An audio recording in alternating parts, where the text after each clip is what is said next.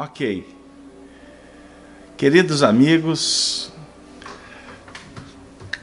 caríssimos companheiros teleouvintes da Rádio Brasil Espírita, da Rede Amigo Espírita, é com muita alegria que nós estamos de volta para iniciar o programa da noite, Espiritismo, Evangelho e Educação. Nós gostaríamos de, nesse momento, abraçar a todos que se encontram nos seus lares, os nossos irmãos que nos acompanham através do chat, da sala Estudando Espiritismo. Nós vamos iniciar a nossa noite fazendo a oração para suplicarmos as bênçãos dos nossos benfeitores espirituais, que, por certo, já se encontram apostos para auxiliar, abençoando a todos aqui que comungamos com o ideal da doutrina espírita. Então vamos relembrar a oração que o Senhor nos ensinou. Pai nosso que estais nos céus, santificado seja o vosso nome. Venha a nós o vosso reino. Seja feita, Senhor, a vossa vontade, aqui na terra como nos céus. O pão nosso de cada dia nos dê sempre, Senhor. Perdoa as nossas ofensas, os nossos erros, à medida em que aprendermos a considerar perdoando as ofensas que nos visitam. Senhor, livra-nos do mal, porque o vosso é o reino, o poder e a glória para sempre. Nesse momento, intercambiando nas vibrações do bem, da fraternidade, da paz, nós suplicamos a Jesus, a Ismael, benfeitor do Brasil, aos mentores que coordenam esse espaço bendito da Rede Amigo Espírita, da Rádio Brasil Espírita, que possamos dar por iniciado mais um momento de estudo em torno da doutrina espírita, e que os benfeitores espirituais possam nos inspirar para que nós possamos atender aos objetivos traçados pelo mais alto. Assim, nós rogamos, Senhor, sê conosco hoje, agora e sempre. Que assim seja, graças a Deus.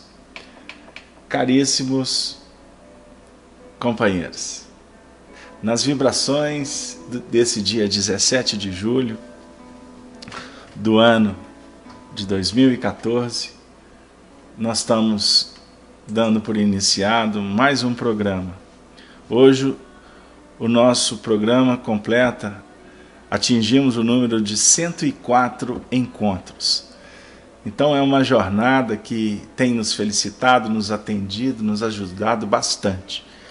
E esse programa também tem a razão de ser por você, ouvinte, agora teleouvinte, nós que estamos transmitindo através da TV FEAC Minas, né? Um canalzinho que a gente colocou lá no nosso site, feac.org.br, através também da TV Rádio Brasil Espírita, vocês através do site vão conseguir acessar, como também através da nossa querida Rede Amigo Espírita. Então, aos poucos, nós vamos qualificando, aprimorando o nosso trabalho para que ele possa chegar para o maior número de pessoas que estejam interessadas em estudar a doutrina espírita e o Evangelho de Jesus. Queridos amigos, nós estamos estudando o livro Paulo e Estevão. Alguns aspectos dessa obra Luz, que foi psicografada na década de 40, lá na Fazenda Modelo, através das mãos abençoadas de Francisco Cândido Xavier. Na última semana, nós iniciamos as reflexões em torno do discurso de Estevão. Como Emmanuel define o capítulo da obra, a pregação de Estevão, que é o capítulo 5. E nós vamos já de cara reler o primeiro parágrafo que nós trabalhamos na última semana e trazermos considerações ainda acerca do mesmo. Então, eu peço a permissão para vocês para fazer a leitura e convidando-os para, quem tiver a obra, poder nos acompanhar. Estevão ergueu alto os olhos serenos e fulgurantes e, sem se perturbar com a presença de Saulo e dos seus numerosos amigos, começou a falar mais ou menos nesses termos com voz clara e vibrante.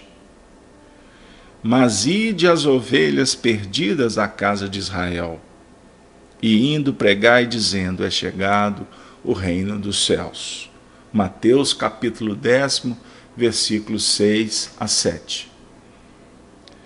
Meus caros, eis que chegados são os tempos em que o pastor vem reunir as ovelhas, em torno do seu zelo sem limites.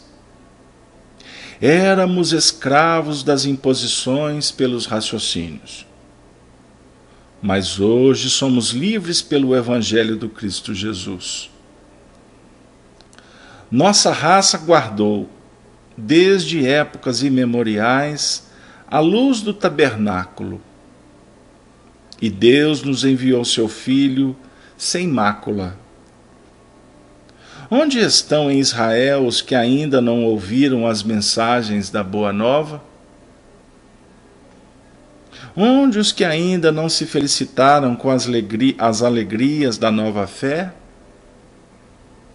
Deus enviou sua resposta divina aos nossos anseios milenários. A revelação dos céus aclara os nossos caminhos, consoante as promessas da profecia de todos quantos choraram e sofreram por amor ao Eterno. O emissário divino veio até ao antro de nossas dores amargas e justas, para iluminar a noite de nossas almas impenitentes, para que se nos desdobrassem os horizontes da redenção. O Messias atendeu aos problemas angustiosos da criatura humana, com a solução do amor que redime todos os seres e purifica todos os pecados. Mestre do trabalho e da perfeita alegria, suas bênçãos representam nossa herança. Moisés foi a porta. O Cristo é a chave. Com a coroa do martírio, adquiriu para nós outros a láurea imortal da salvação. Éramos cativos do erro, mas seu sangue nos libertou. Na vida e na morte, nas alegrias de Caná, como nas angústias do Calvário. Pelo que fez e por tudo que deixou de fazer em sua gloriosa passagem pela terra, ele é o Filho de Deus iluminando o caminho. Acima de todas as cogitações humanas, fora de todos os atritos das ambições terrestres, seu reino de paz e luz esplende na consciência das almas redimidas. Então, na última semana, nós fizemos algumas reflexões em torno deste primeiro parágrafo. E nós iniciamos, portanto, alguns pontos no que remontam a duas palavrinhas aqui, ou dois pontos chaves desse primeiro parágrafo, que a gente observa a própria didática de Emmanuel, que efetivamente define essa apresentação como um ponto de um valor extraordinário para o nosso aprendizado. Então, nesse momento, eu gostaria de trazer como nota um material que nós escolhemos para nos ajudar ainda mais em algumas considerações que foram feitas na última semana. Eu peço desculpa que eu tive que fazer um ajuste técnico aqui agora. Então, nós vamos trabalhar ainda em torno do Messias e do pastor.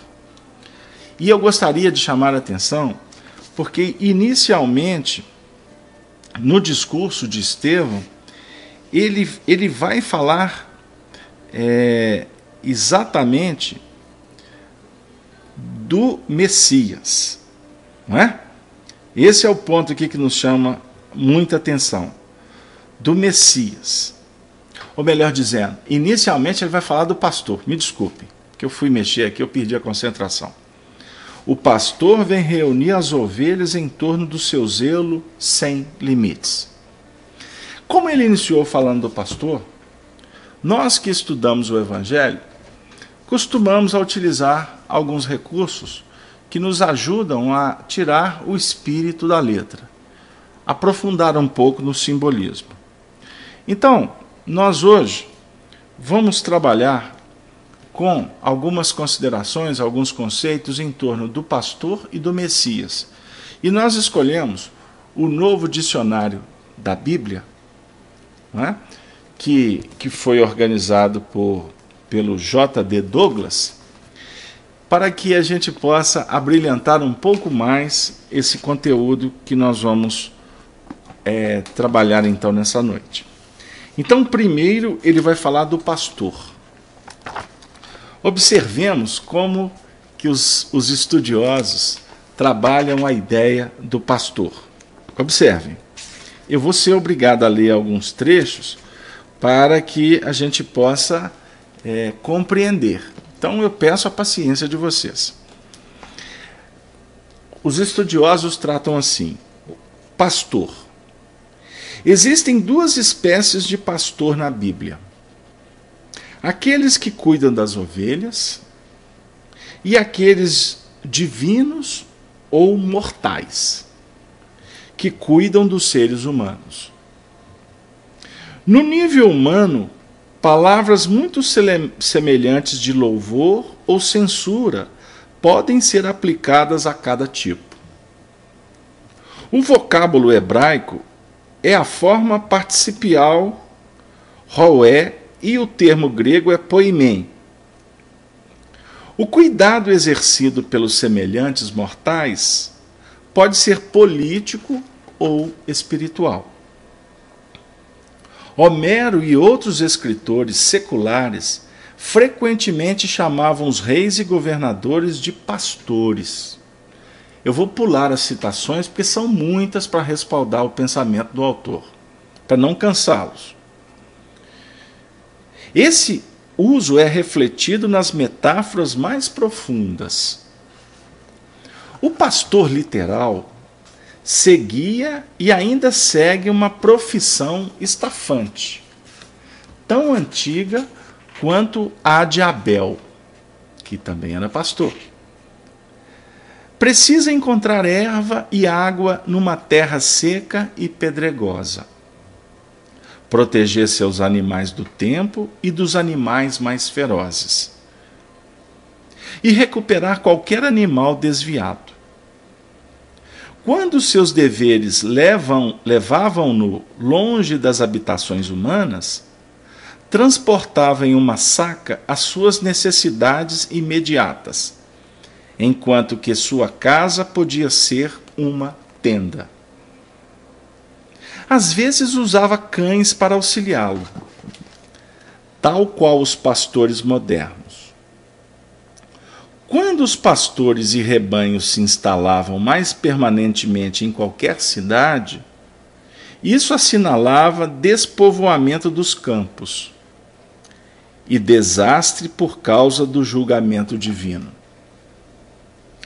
O pastor encarregado das ovelhas estava sujeito a apresentar substituição pelas ovelhas perdidas, a não ser que pudesse invocar circunstâncias fora de sua previsão e controle. Idealmente, o pastor deveria ser forte, dedicado e abnegado, conforme muitos deles eram.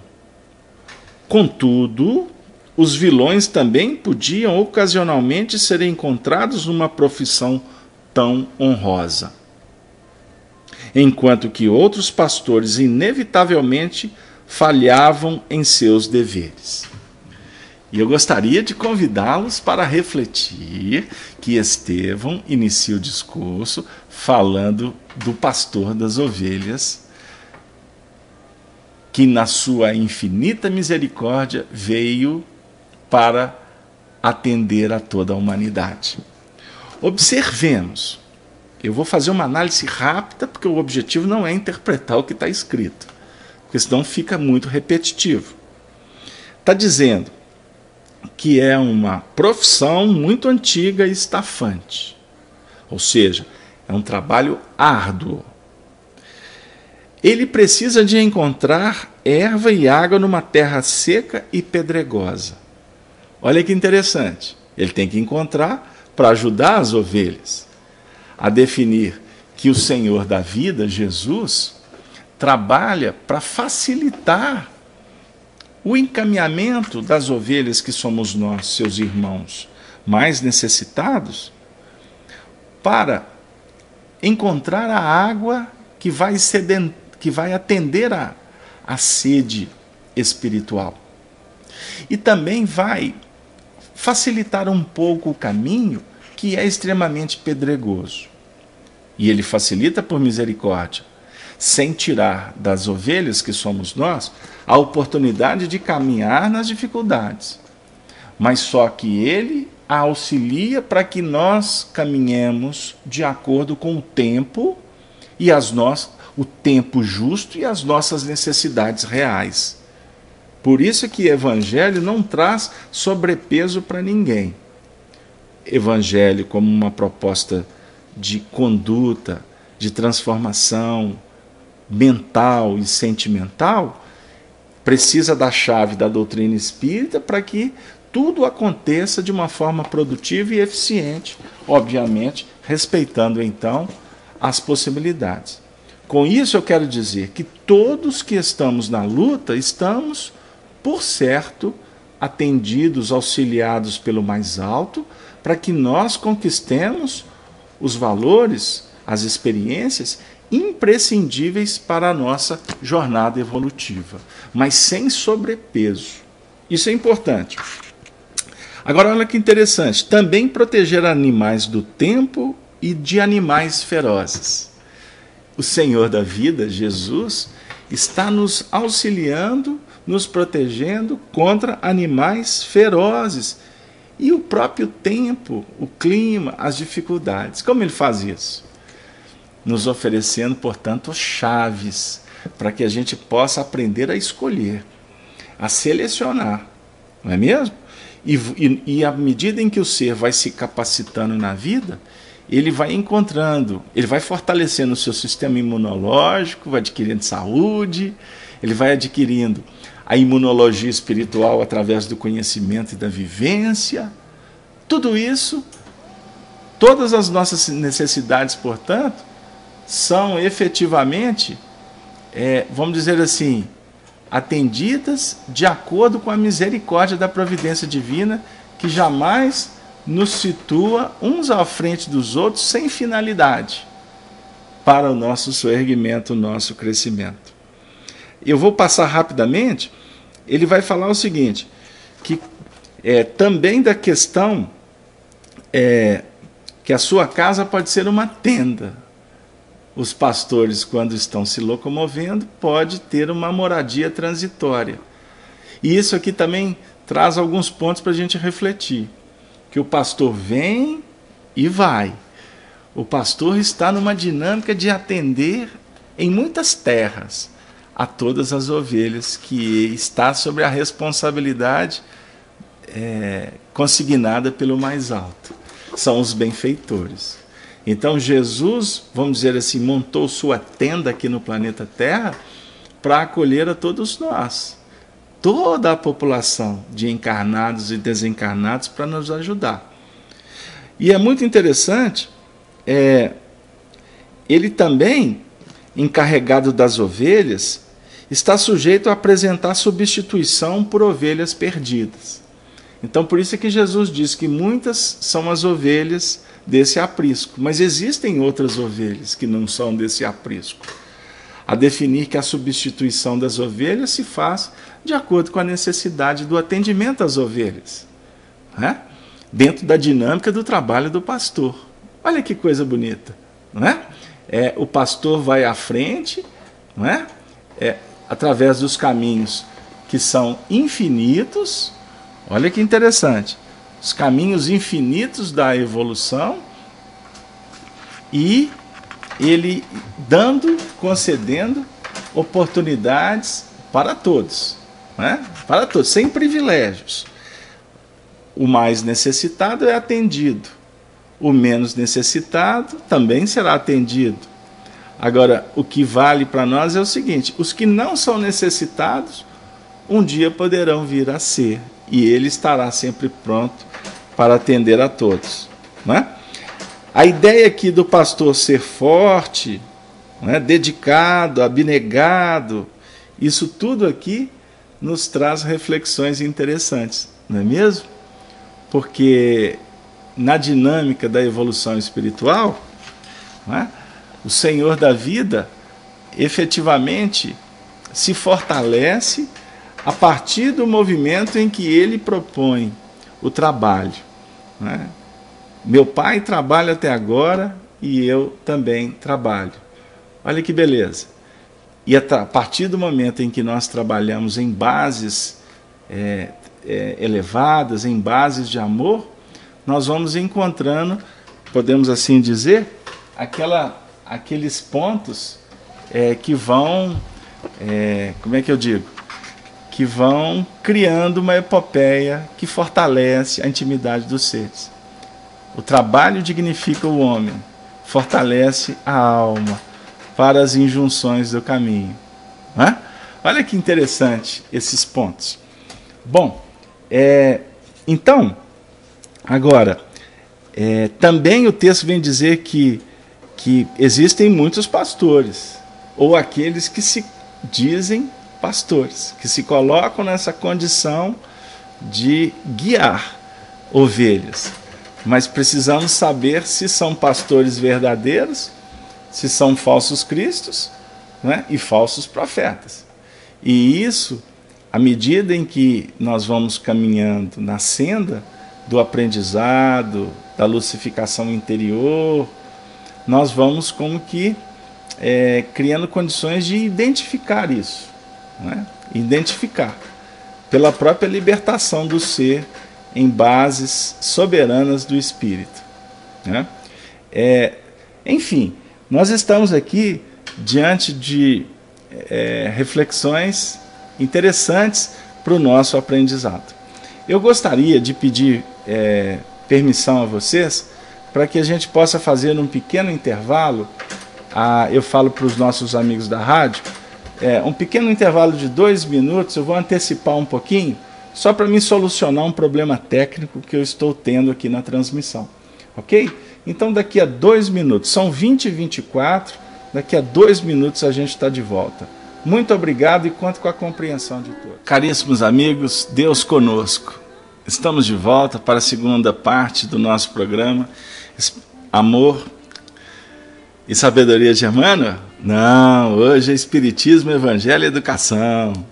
Nós estamos trabalhando a pregação de Estevão e falando um pouquinho sobre o motivo que ele colocou no seu discurso, o pastor que veio atender aos anseios das ovelhas necessitadas de aprisco, de amor, de orientação, de encaminhamento em bases de evolução.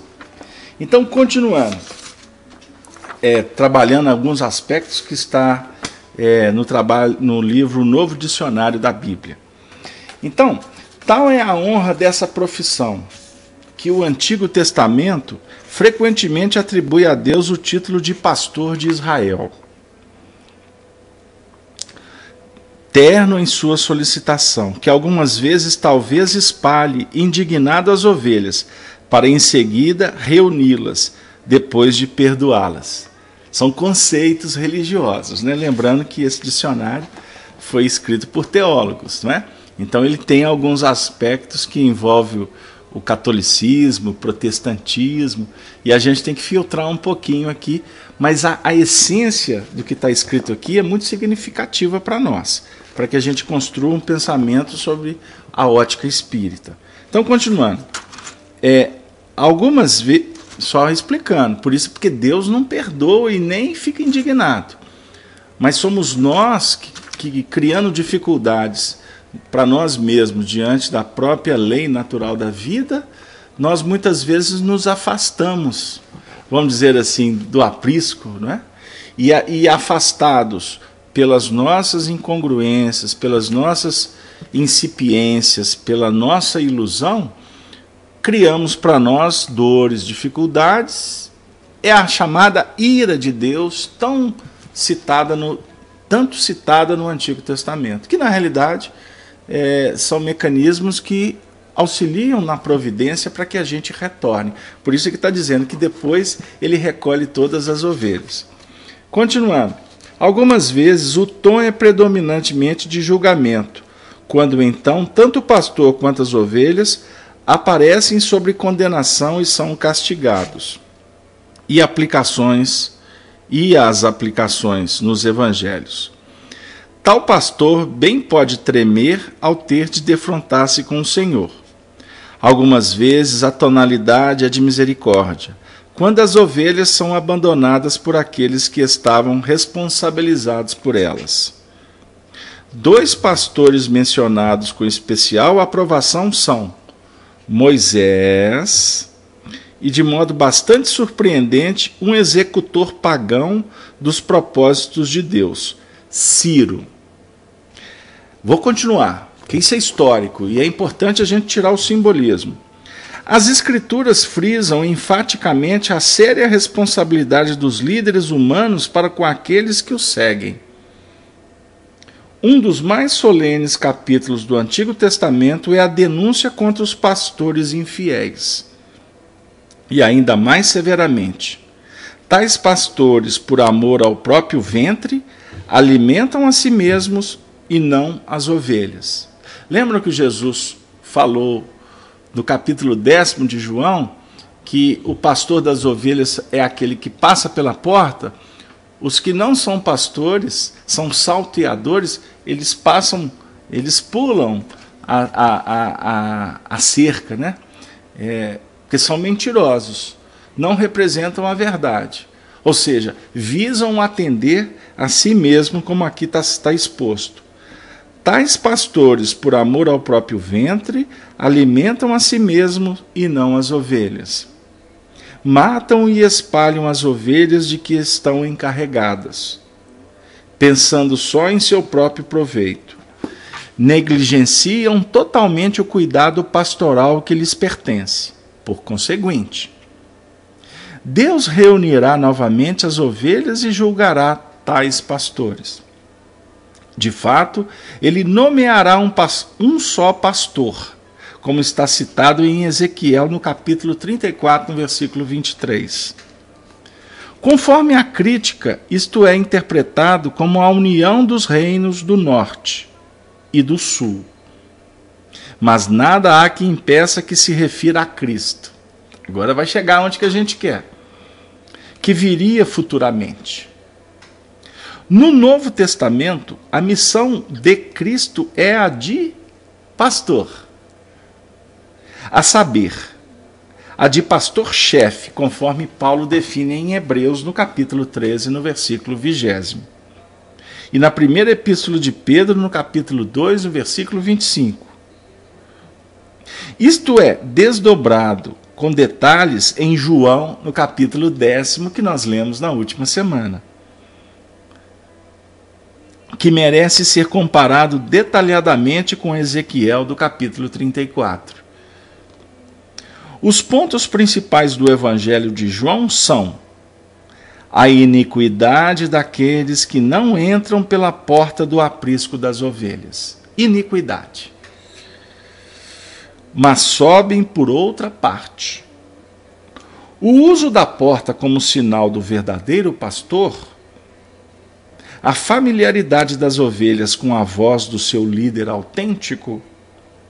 Os pastores modernos do Oriente usam precisamente os mesmos métodos, os ensinamentos a respeito da pessoa de Jesus Cristo, que é comparado com a porta e com o bom pastor, mas contrastado com um mercenário sem valor.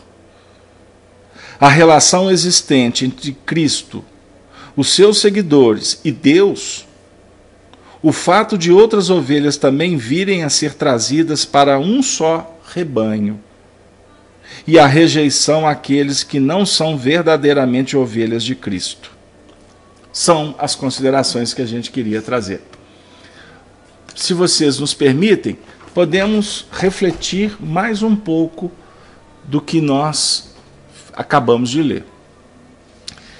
Agora, no final, gostaria de dar boa noite para todos que estão chegando agora, ligando seus computadores, estão acessando seus equipamentos através do Google Play, das rádios, enfim.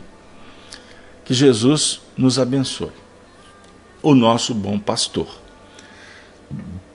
No que remonta àqueles que entram pela outra parte e não pela porta, que é o caminho percorrido pelo pastor, passar pela porta para encontrar com as suas ovelhas,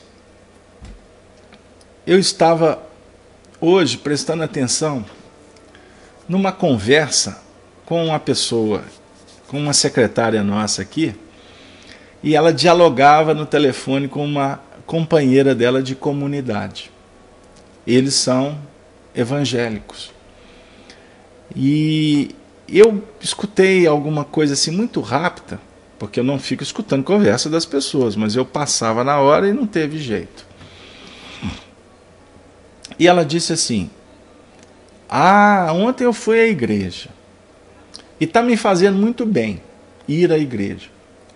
Só que o pastor está numa pedição de dinheiro que está um negócio assim, muito sério.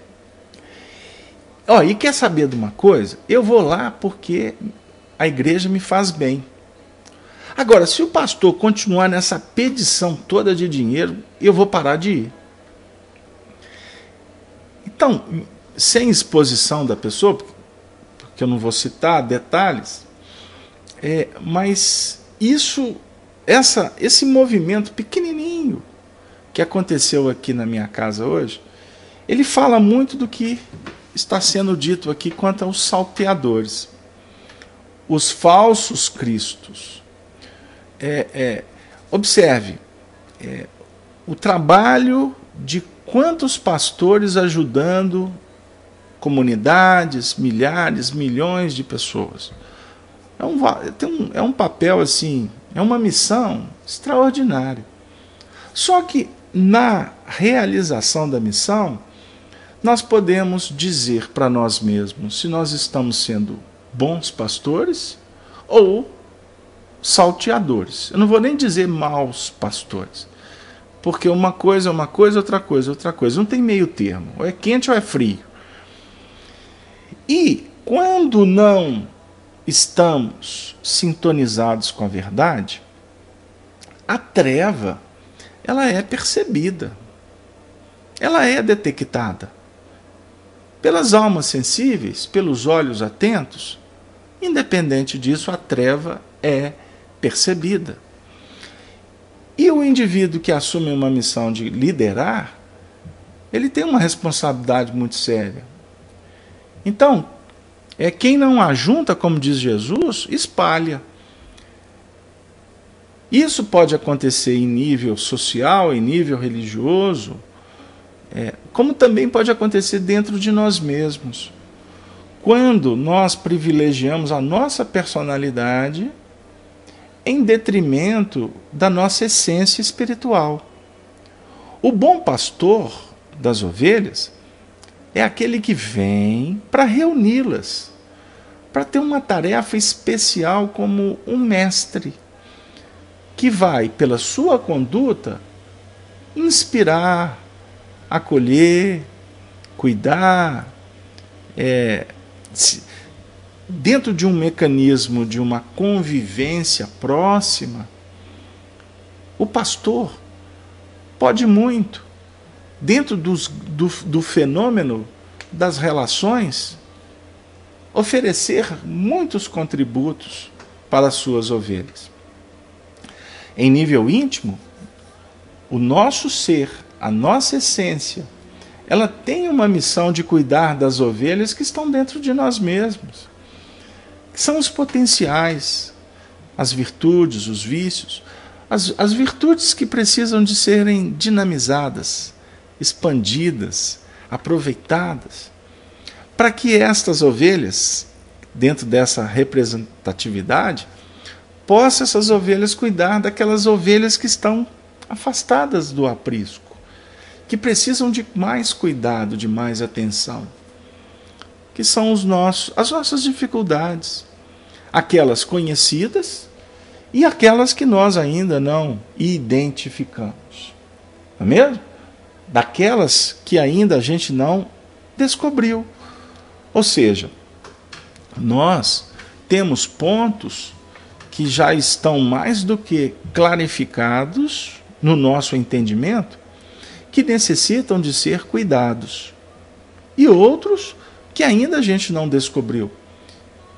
Mas a partir do momento em que nós vamos cuidando, na hora certa, com a dedicação específica e importante, cuidando destes pontos que a gente já entende que precisam de ser trabalhados, estaremos gradativamente nos fazendo pastores destas ovelhas e já automaticamente nos preparando para cuidar de outras ovelhas que não são desse aprisco ainda, mas que hão de ser, no momento, aprazado pela providência divina.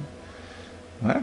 Como o Fábio de Santa Maria do Rio Grande do Sul está dizendo, somos também cooperadores de Jesus na missão de juntar todo o rebanho. É isso aí, Fábio. O rebanho que está disperso, o rebanho que está do nosso lado, mas, acima de tudo, do rebanho que está dentro de nós mesmos. Esse é o ponto que o Evangelho vai nos ajudando. Não é?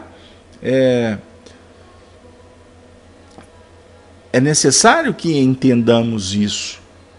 Porque o primeiro impulso de uma alma nobre é querer ser um pastor de todas as ovelhas, consertar o mundo. Como ensina o adágio oriental, asiático, né? Propriamente dito. O primeiro impulso de uma alma nobre é querer consertar o mundo. Mas com o tempo ela perceberá que precisa de cuidar, de aprimorar o seu mundo íntimo. E para a gente chegar nessa conclusão, infelizmente a gente acaba tendo que perpassar muitas sendas difíceis, muitos tormentos, muita escassez, muita dor, doença, abandono, guerras, violência, né? Escravidão. Nós precisamos muitas vezes de passar, portanto, por essa solidão, para que a gente chegue nessa conclusão de que nós temos que cuidar desse mundo íntimo, que é efetivamente a grande missão que o Senhor nos confiou. Quando fomos planejar a nossa reencarnação, nós nos propusemos a isso. Só que chega aqui, a gente acaba ou fazendo questão de olvidar, de deixar de lado, pela indiferença, pela acomodação, ou costumamos também percorrer os caminhos resvaladores da rebeldia, não é? Que é onde nos projetar em precipícios de muita dor. A Maria Oliveira do Ceará está dizendo, e que muitos acham que pastorear um rebanho é exercer um cargo, quando na verdade deveriam mostrar nobreza no coração exemplificado. Maria, bondosa companheira, você tocou num ponto que é muito importante para todos nós, que inclusive militamos na seara espírita. É muito importante, é muito sério esse assunto que você levantou. Porque as nossas instituições, a nossa casa espírita, ela precisa de ser coordenada. Ela precisa de ser gerenciada. A casa espírita tem tarefas que são tarefas administrativas. Nós temos que pagar conta. Nós temos que prestar declaração de imposto de renda. Na nossa casa espírita, se você não tem na sua, adote. Você precisa de que todos os trabalhadores assinem um termo de voluntariado. Isso é importante. Ah, que isso, Casalberto? Tudo lá é cristianismo. É cristianismo. Mas o indivíduo que está lá, que é cristão, ele pode estar casado com alguém que não seja cristão e que amanhã pode requerer direitos. E tem casa espírita pelo Brasil afora aí que já até fechou as portas por conta de causas trabalhistas. Então são pontos para se pensar. Então nós temos que cuidar, nós temos que preencher cheque, nós temos que pagar, nós costumamos, dependendo do tamanho da casa, ter que ter funcionário. Então você vai ter que discutir assuntos administrativos. Por isso, se é uma sociedade, ela precisa de ser instituída, ela precisa de ser legalizada, ela precisa de ter um estatuto registrado, um CNPJ. Então, é muito sério essa questão. Mas ela não pode ser prioritária.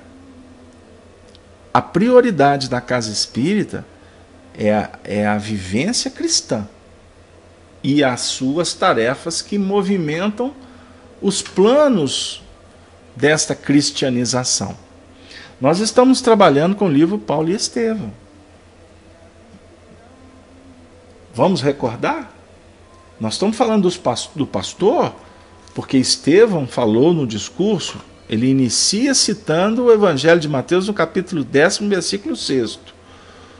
Ide as ovelhas perdidas à casa de Israel. Quem vai às ovelhas perdidas é o pastor.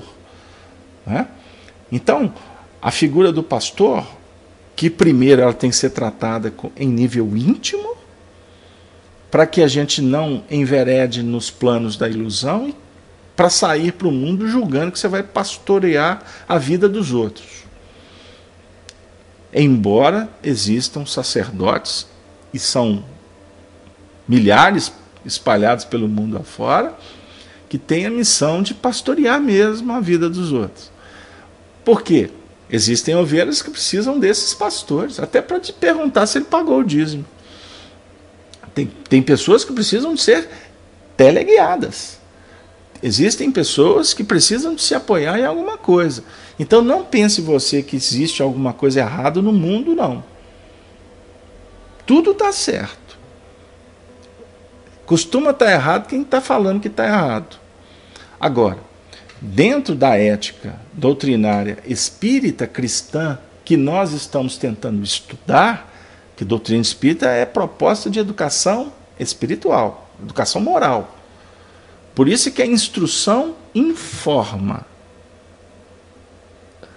A educação forma. E só o Evangelho transforma. Então vamos lembrar dessa fórmula aí. Então, doutrina espírita é formação de hábitos, caracteres.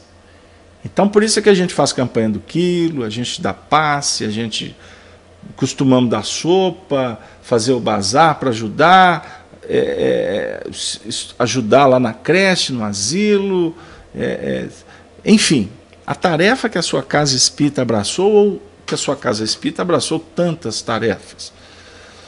Todas essas tarefas são laboratórios. Elas não podem ser o fim A tarefa espírita é meio. É esse aqui. E muitas vezes nós espíritas confundimos. Transformamos a tarefa como ponto único, como fim exclusivo. E não é isso. Tanto que existem instituições espíritas que tiram até o dístico de espíritas para ter receber alguma coisa do Estado. Não é? Permitir que o poder público administre a casa espírita. Isso está assim no movimento espírita. Tudo isso para manter a creche, que foi criada como um laboratório para o espírita trabalhar. Mas o fim principal da casa espírita é divulgar e praticar a doutrina espírita. Não sei se deu lá. Então o pastor, a função nossa, que estamos tentando sair da condição de ovelhas para nos tornarmos pastores, ou seja, sair da condição de assistidos para uma condição de assistentes, de aprendizes para educadores, nós não podemos perder o referencial. Não podemos perder o norte. Então, se a tarefa espírita não está atendendo os objetivos, que é divulgar a doutrina espírita, está apenas promovendo assistencialismo, essa tarefa precisa de ser revista. E eu sei que eu vou falar isso e muita gente pode não ficar muito satisfeito com a minha fala. Casalberto, mas está ajudando. Vamos pensar qual que é o objetivo da casa espírita. Mas eu não estou mudando o foco. Eu estou abrindo uma asa para a gente dar um voo, mas precisamos agora de trabalhar com a outra asa para equilibrar esse voo. A dizer o seguinte: dentro de todo um contexto organizacional, imaginemos que nós podemos deixar a essência do que nós estamos fazendo na casa espírita, substituindo-a por mecanismos exclusivistas que vão nos levar para o departamento da administração. E aí que muitas vezes mora o perigo. É aí que muitas vezes nós vamos encontrar dificuldades e possibilidades de queda. Porque é aí que entra uma coisa chamada vaidade. É nesse campo que muitas vezes, em nome do bem, a gente começa a disputar. Aí começa a aparecer eleições, grupos, e daqui a pouco é natural, forma-se grupo por afinidades idealísticas, que são ideais transitórios políticos. Então você encontra no movimento espírita algumas situações que uma casa espírita racha.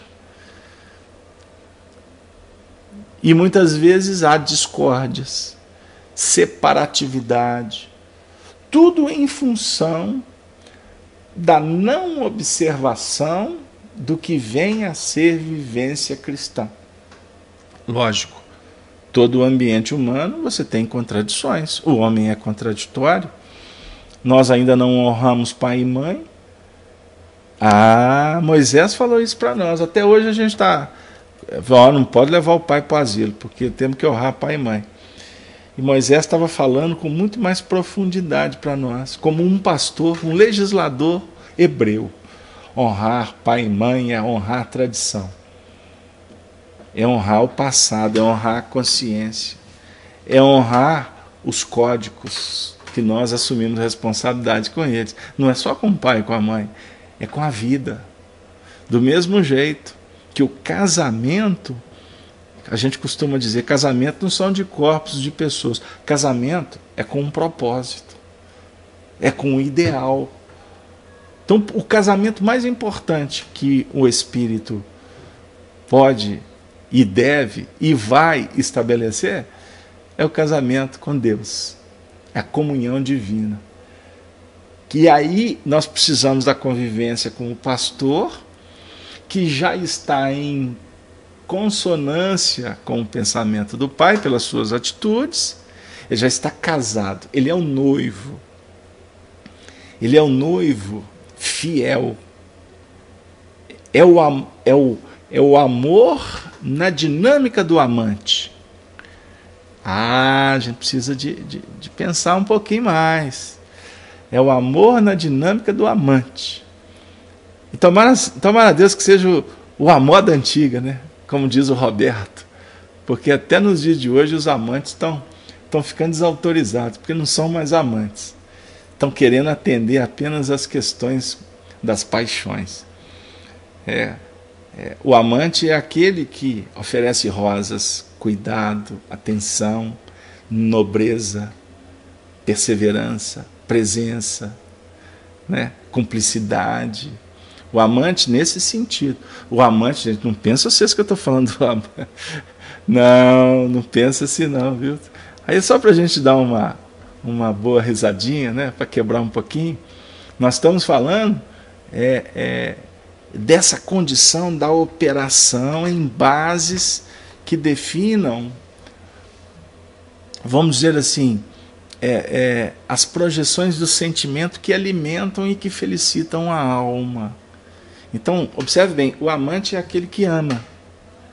É a dinâmica do amor que o tempo todo está promovendo, está fertilizando, frutificando, qualificando, operando. É necessário a gente entender isso. Eu estava lendo um texto do Chico, que se Deus quiser em breve nós vamos publicar. Ele já numa idade bem avançada, com tantas dificuldades, com tanto sofrimento, mas ele sempre terminava os discursos dizendo: mas louvado seja Deus que nós estamos no trabalho. Graças a Deus, nós estamos numa dinâmica do bem. E isso é que nos deixa tranquilos. Essa dinâmica maravilhosa da caridade é que faz com que nós estejamos aqui agora, junto com vocês, em mais um programa Espiritismo, Evangelho e Educação.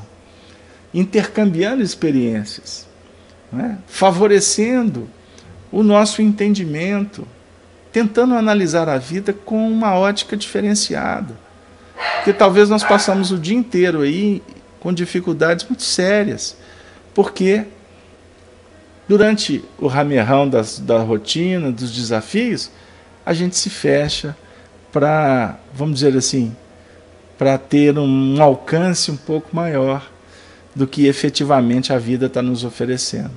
Porque dor, desafio, limite, prova, visa o nosso despertar consciencial.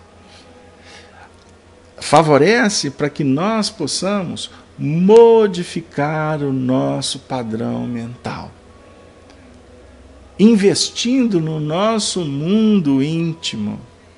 E com isso, trabalhar como aquele pastor que vai buscar a erva, a água, a alimentação para as ovelhas das nossas necessidades. Então, observe bem que beleza, que importância criar essa epopeia extraordinária de convivência cristã. E nós estamos falando de cristianismo redivivo. Nós estamos falando de Paulo de Tarso. Nós estamos falando de Estevão. Nós estamos falando de todos aqueles que já, vamos dizer assim, banqueteiam com Jesus, já ceiam, já participam das bodas, porque lutaram por isso, com isso e para isso. E hoje, o que eles estão fazendo? Eles estão, de uma certa forma, acolhendo todos nós. Não é isso, Norival? Nildinha de São Paulo, a Neuza Gomes de Palma, né? A Míria de Porto Alegre, a Meire de Juscelino, Minas, a Maria do Ceará, a Ludmila do Rio, a Lília do DF, Distrito Federal, o Fausto de Curitiba, a Eva de Maringá, Cleusa, grande Cleusa de Leiria, Portugal. Cleusa, olha o livro do Manuel da Nóbrega, não esqueci. Só para brincar com a nossa teleouvinte, Cleusa. E a você, ouvinte da Rádio Brasil Espírita, que nesse momento possivelmente se encontra deitado no seu leito, com o computador do lado, ou quem sabe fazendo a jantinha para o marido, com um laptop na cozinha. Cuidado para o computador não ser impregnado pela gordura aí, se você for fritar um ovozinho, uma carnezinha aí para o maridão, né? Ou você que está passando a roupa com o computador ligado, ou com a família reunida, ajudando o filho no dever de casa. Enfim, você que pode amanhã estar nos ouvindo em outro momento, no seu carro, como muitos amigos nos contam, fazendo caminhada, ouvindo esses estudos no caminhão. Temos muitos amigos caminhoneiros, aquele companheiro de São Paulo que reproduz esses áudios, grava em CD, distribui para a comunidade dos nossos irmãos cegos, enfim, ou desenhando como a Maria Machado, né? Está desenhando. Tomara que você esteja desenhando as flores do bem. Não é isso, Maria? Enfim, todos nós estamos aqui numa dinâmica extremamente interessante, que favorece a alegria, que favorece a fraternidade, que favorece a paz nos nossos corações. Eu gostaria de pedir a vocês paciência, porque nós vamos fazer mais um pequeno intervalo e daqui a pouco a gente volta com a terceira e última parte desse programa bendito Espiritismo, Evangelho e Educação. Até daqui a pouco. Queridos amigos, estamos de volta para mais um bloco do nosso programa Espiritismo, Evangelho e Educação, terceira e última parte. Nós gostaríamos agora, nesse momento, nos voltar para o Messias, já que a gente refletiu sobre o pastor. Obviamente que o nosso tempo ficou um pouco apertado, nós vamos ter que acelerar um tanto. Então vamos continuar trabalhando com o dicionário da Bíblia, que diz o seguinte: o Messias.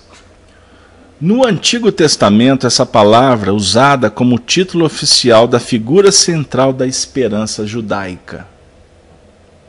É um produto do judaísmo posterior. Seu uso naturalmente é validado pelo Novo Testamento, mas o termo se encontra apenas por 2 vezes no Antigo Testamento. Aí nós vamos também falar um pouquinho do Messias no Novo Testamento. O termo hebraico Massian, ou aramaico Massiá, é por 2 vezes transliterado para o grego na forma de Messias. E ambas essas passagens o termo recebe a interpretação Christos. Noutros lugares o termo se representa pelo grego Christus, ungindo, adjetivo verbal derivado do charlot, ungir, o qual é transliterado em português por Cristo. Entretanto, visto que no uso moderno, Cristo é praticamente um nome alternativo ou adicional de Jesus, e não sugere imediatamente o seu sentido original. Observem bem como que a gente vai fazendo as modificações. Há versões que frequentemente traduzem o vocábulo Christus por Messias, onde o sentido original é claramente requerido. Várias citações o autor coloca. Continuando, o Messias é Jesus de Nazaré, o qual, por ocasião do seu batismo, foi ungido com o Espírito Santo e poder. Vamos fazer uma análise cautelosa, porque temos muitas expressões católicas aqui. Implicação envolvida na citação que Jesus fez de Isaías no capítulo 61, versículo 1, que ele o faz em Lucas no capítulo 4, versículo 18. Mas ele mesmo raramente empregou o termo, sem dúvida por causa do mal-entendido que o seu emprego teria provocado. Quando Pedro o confessou como Cristo, Jesus aceitou a designação, mas ordenou aos seus discípulos que não contassem isso a ninguém. Marcos, no capítulo 8, versículo 29. Durante sua conversa com a mulher samaritana, que está no capítulo 4 de João, o termo teria sido compreendido à luz da expectação samaritana, do Taeb, ou o restaurador, o profeta prometido, semelhante a Moisés. Quando, entretanto, foi desafiado pelo sumo sacerdote, por ocasião do seu julgamento, a dizer se era ou não o Cristo, o Filho do Deus bendito, Jesus concordou afirmativamente, e a linguagem de sua resposta, com sua reivindicação subentendida de ser igual ao Todo-Poderoso, levou a um veredito unânime de culpa, por motivo de blasfêmia. Veredito com a consequente sentença de morte. Foi revertido por Deus, que o ressuscitou dentre os mortos, e o exaltou à sua mão direita, assim proclamando Jesus crucificado como Senhor e Messias. Vamos analisar com calma. O último parágrafo para encerrar a leitura. Todavia, Jesus compreendeu e cumpriu sua vocação messiânica, de modo diferente daquele que era popularmente associado com o Messias esperado. A voz celestial, por ocasião do seu batismo, o aclamou como Messias davídico, com as palavras: Tu és meu filho, encontradas em Salmo no capítulo 2, versículo 7, mas também adicionando as palavras mediante as quais se apresenta o servo de Yahvé, em Isaías no capítulo 42, versículo 1.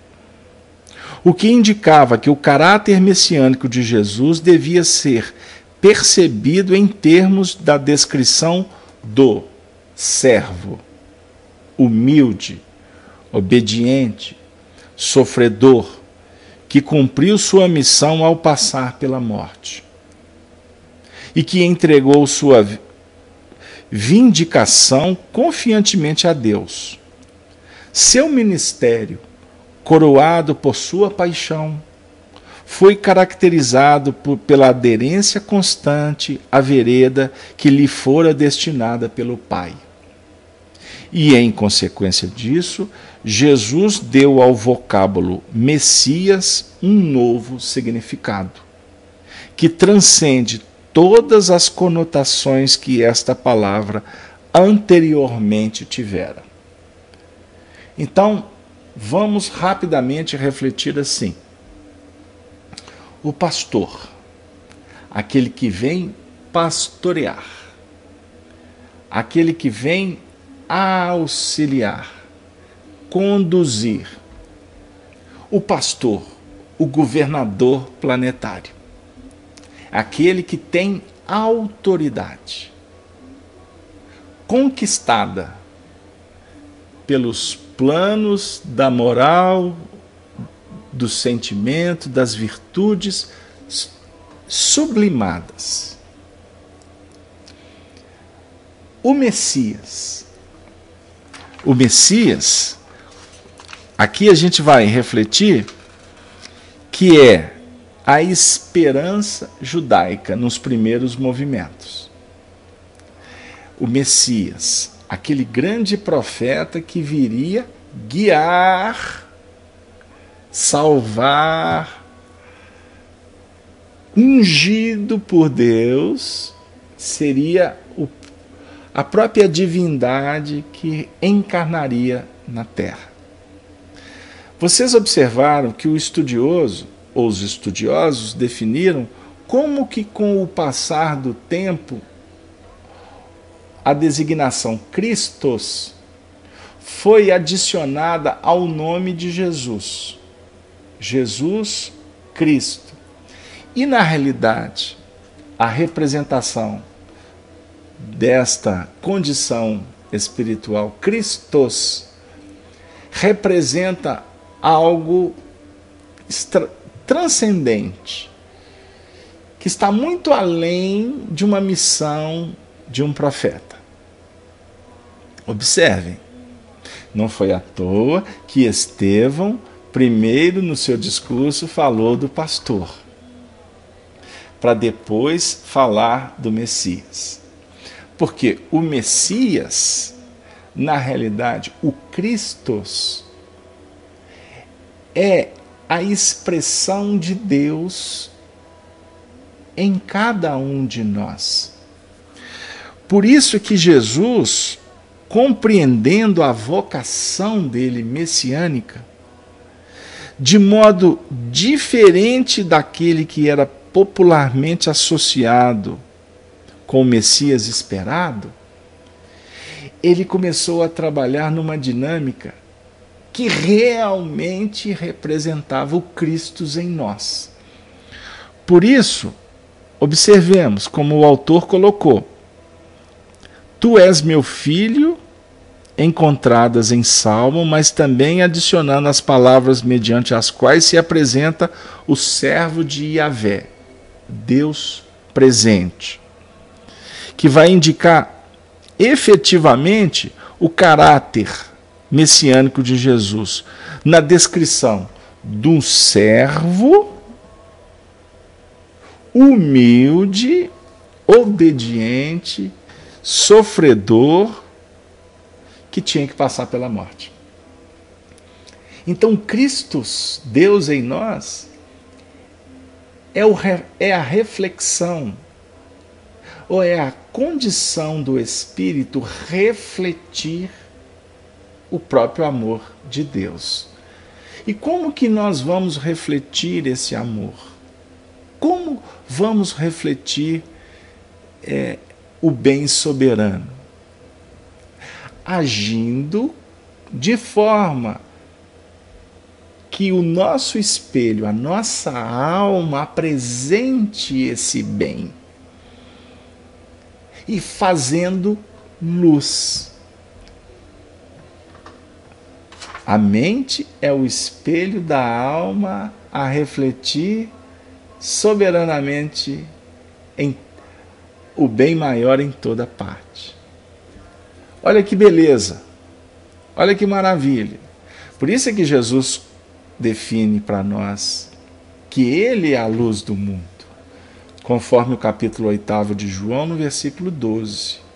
Aqueles que me seguem não andarão em trevas, mas terão a luz da vida.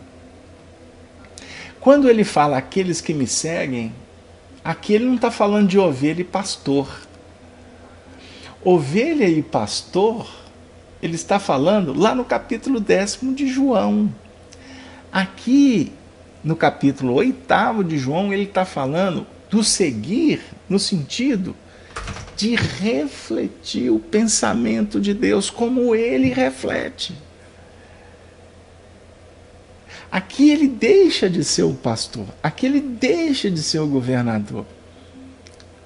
Aqui ele fica expectante, vibrando como um servo humilde, silencioso, bondoso, amoroso, compassivo, expectante, como a mãe que foi fertilizada e que fica 9 meses expectante para que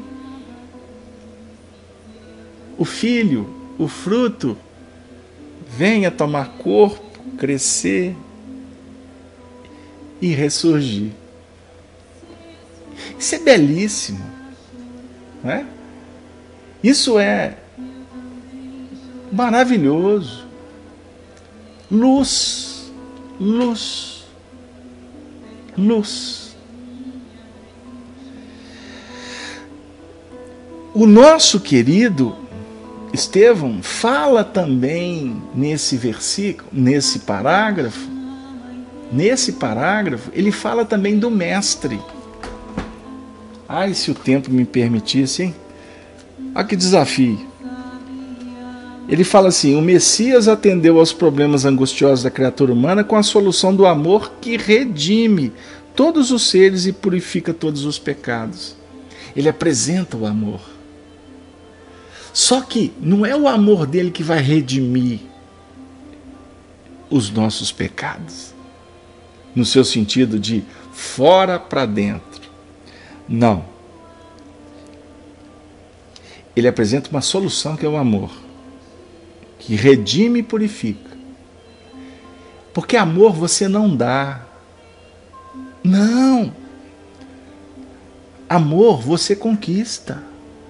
Você não dá o que você tem, como nos ensina Emmanuel. Você não dá experiência, você não dá as suas virtudes, você não dá isso, você não dá amor.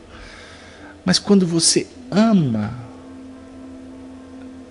você potencializa ainda mais o seu amor, ou o amor de Deus, como queira. Porque o amor legítimo é dele.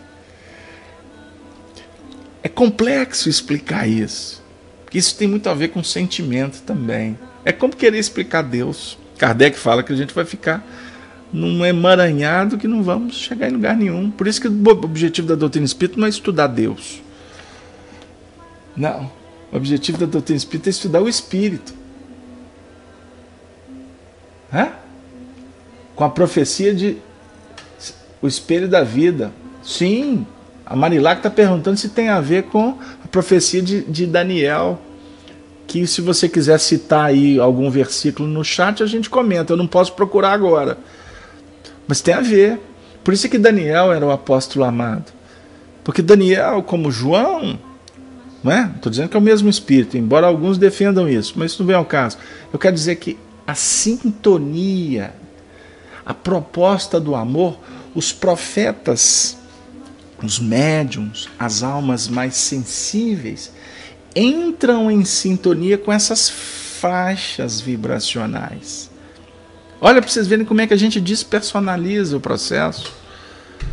Por isso eu poderia até dizer assim para vocês, que o Chico Xavier, ele foi se dinamizando tanto, ele foi se aprimorando tanto nessa última encarnação, porque ele veio de encarnações complexas, no século XIX, no século XVIII, como pessoas comuns, né? Personalidades que viveram na sociedade francesa, espanhola, e que teve algumas dificuldades, mas quando ele chegou no século XX, como Chico Xavier, em convívio com o trabalho do bem, com a orientação dos benfeitores, e ele se apropriou de tal forma do trabalho, no sentido de ter no trabalho a sua viga norteadora, que o Chico entrou em frequências extremamente elevadas. E eu posso fazer até um paralelo com vocês entre Chico e Emmanuel. Possivelmente o Chico entrou em faixas de João, nas faixas que Daniel e João entraram. E o Emmanuel estava nas faixas de Paulo, de Pedro, de Moisés, de Elias, de Kardec. Sempre a gente pensar. Olha que beleza. São frequências.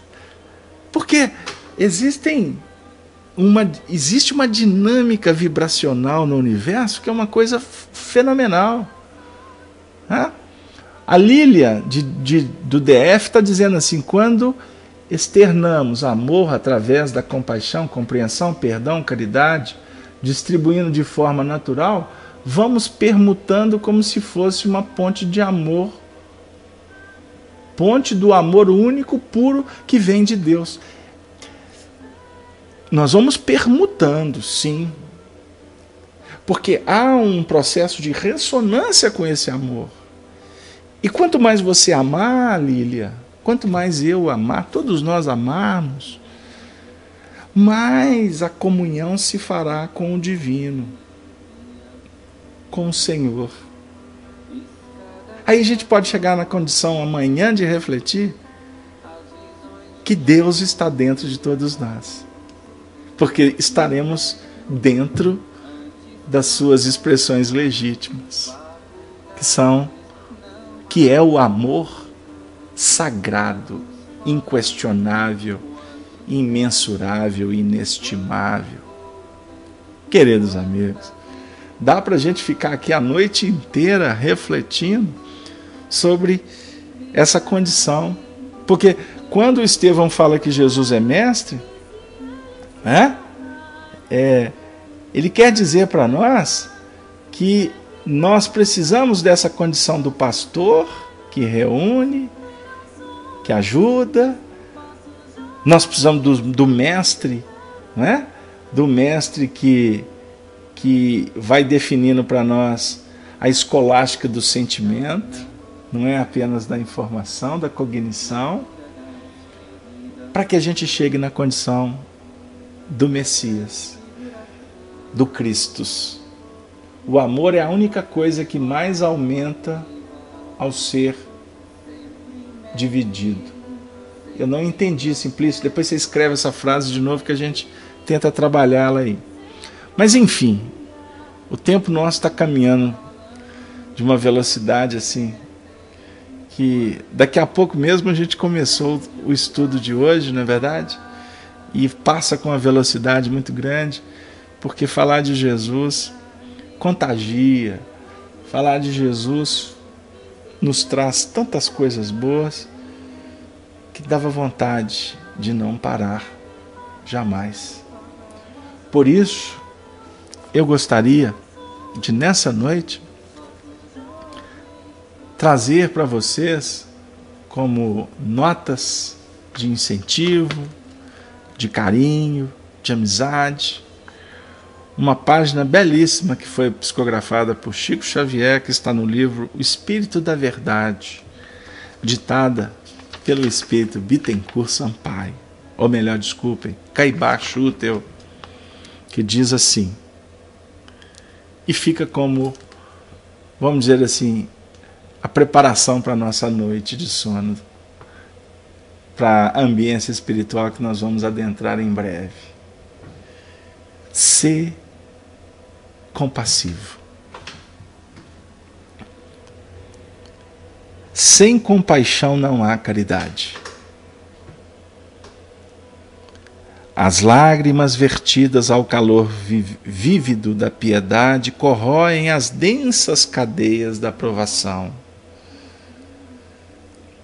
Desterremos de nós a insensibilidade crua, diante das telas de angústia que se desenrolam em nossa estrada.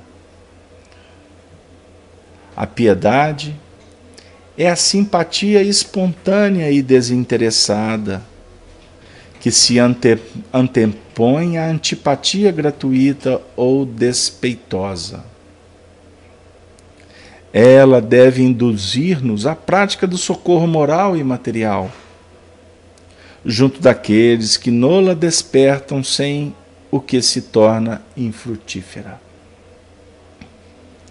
Quando o sofrimento alheio não nos sensibiliza, a orientação divina estatue, venhamos a experimentá-lo igualmente, para avaliar a dor do próximo e nos predispormos a ampará-lo.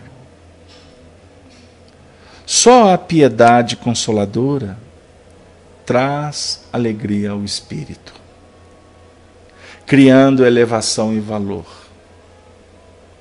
Fujamos à compaixão aparente que se manifesta em lágrimas de crocodilo, gesto e exclamações pomposas, nos cenários artificiais do fingimento. Mede-se a comiseração pelo devotamento e solicitude fraternais que promove. Deve-se-lhe o despovoamento gradativo das zonas de purgação moral da espiritualidade. Deixa-te enternecer ante os painéis comovedores das crises de pranto, vezes e vezes temperadas em sangue e suor. Contudo, não te detenhas aí, busca dirimi-las. perlustra as vielas ínvias da necessidade e beneficia as almas que se agitam em desespero dentro da jaula do próprio corpo. Tem dó não apenas dos quadros gritantes de falência íntima, mas também dos padecimentos mascarados de silêncio e de orgulho, ingenuidade e inexperiência. Inunda de amor os corações mantidos sobre o vácuo do tédio. Protege a infância desvalida, pois os pequenos viajores da carne carecem de guias. Favorece com a moeda e abençoa com a palavra os pedintes andrajosos, somente acariciados pelos cães que vagueiam nas ruas. E na certeza de que a piedade sincera jamais expressa covardia a derruir o bem, nem ridículo a excitar o riso alheio, acatemo-la como força de renovação das almas e luz interior da verdadeira vida, eternizada por Deus. Sê compassivo. Sejamos compassivos. Porque compassivo sendo, a própria lei divina há de favorecer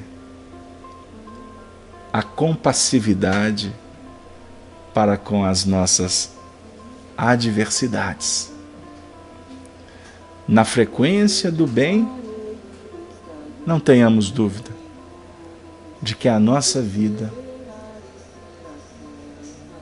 será cada vez mais abençoada por aqueles que hão de encontrar em nossa intimidade a condição de pastores. Porque a nossa luta pelos mestres que visam nos auxiliar na libertação de nós mesmos, chegaremos então na condição de Cristos. O Cristo reflete luz. Reflitamos como Ele a luz de Deus, pois nascemos para brilhar, para brilhar, para brilhar hoje, agora e sempre.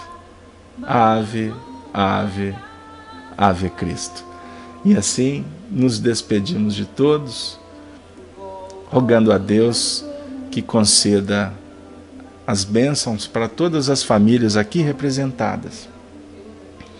E que amanhã possamos estar juntos em mais um aprendizado, em mais um ciclo, em mais uma era que vai nos auxiliando para que cheguemos na era da renovação definitiva, a regeneração que todos nós ansiamos.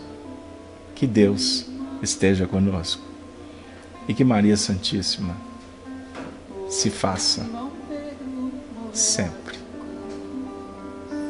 Não, eu não mereço essa distinção.